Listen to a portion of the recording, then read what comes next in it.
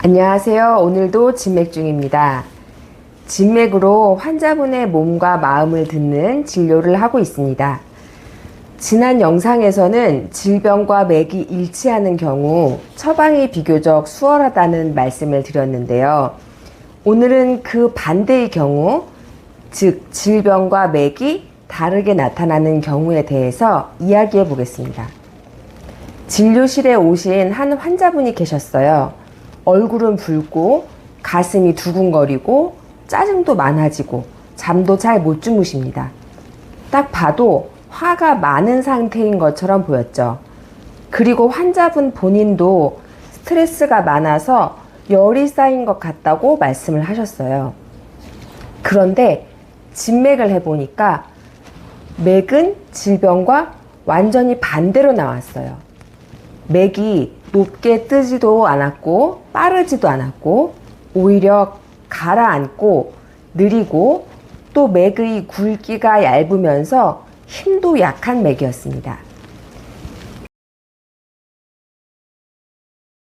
이럴 때 진단이 혼란스러울 수 있습니다.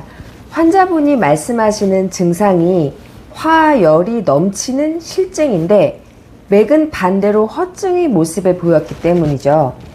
그런데 이럴 때 진맥을 하지 않고 증상으로만 처방을 하게 되면 자칫하면 병을 치료하기는커녕 몸을 상하게 할 수도 있습니다. 자, 이 환자분은 어떤 상태로 봐야 할까요?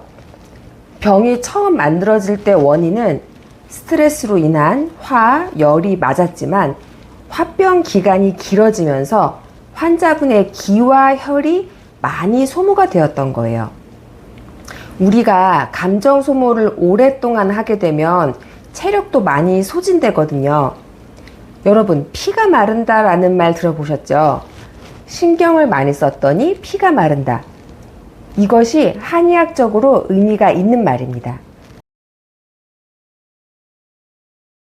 그러니까 병의 시작은 화열이었지만 현재 상태를 보기 위해 진맥을 해보니 화열보다는 기와 혈이 약한 것이 훨씬 위주가 되는 맥이 나았다는 겁니다. 이 경우 처방을 구성할 때 소모된 기와 혈을 보충해 주는 약을 위주로 쓰면서, 그렇다고 해서 또 화와 열을 끄는 약을 안 쓸 수는 없겠죠. 화열을 끄는 약을 소량 써야 합니다. 만약 이 경우에 진맥을 하지 않고 증상만 보고 화열을 끄는 약을 위주로 쓴다면 아마 환자분은 그 약을 드시고 일시적으로는 화열이 가라앉는 것처럼 느끼실 수 있겠지만 금세 몸이 피로해지고 너무 견디기 어려워지실 거예요. 심하면 무력감, 식욕 부진, 우울감까지 더 심해질 수도 있습니다. 그러면 기와 혈을 보충해주는 약과 화열을 끄는 약의 비중은 어떻게 할 것인가? 이건요, 정해진 공식이 없습니다. 그야말로 케이스 바이 케이스, 1대1 맞춤으로 들어가야 합니다. 제 앞에 앉아 계신 바로 그 환자분의 상태를 보면서 진맥에 맞춰서 약제의 그람수, 비중을 정합니다.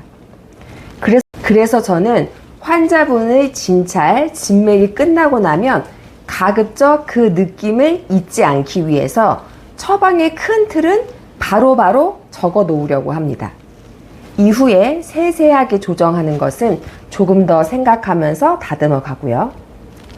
느낌으로 처방을 한다? 라고 하면 매우 비과학적으로 들릴 수도 있는데요. 저는 이것이야말로 요즘 같은 AI 시대에 AI가 절대 할 수 없는 영역이라고 생각을 해요.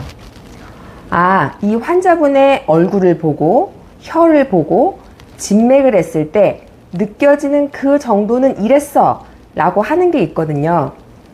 이 정도 맥에는 이 약을 이 정도 넣고 이 약은 이 정도 넣는 게 좋을 것 같아. 바로 이겁니다. 그래서 진맥이 중요합니다. 겉으로 드러난 증상과 맥에서 나타나는 몸의 본질적인 상태를 함께 보아야 처방의 방향이 제대로 잡히기 때문이죠. 질병과 맥이 다르게 나올 때 맥을 통해 병의 본질적인 상태를 읽을 수 있어야 합니다. 그게 바로 진맥의 힘이고 한의학 진료의 진면목이라고 저는 생각합니다.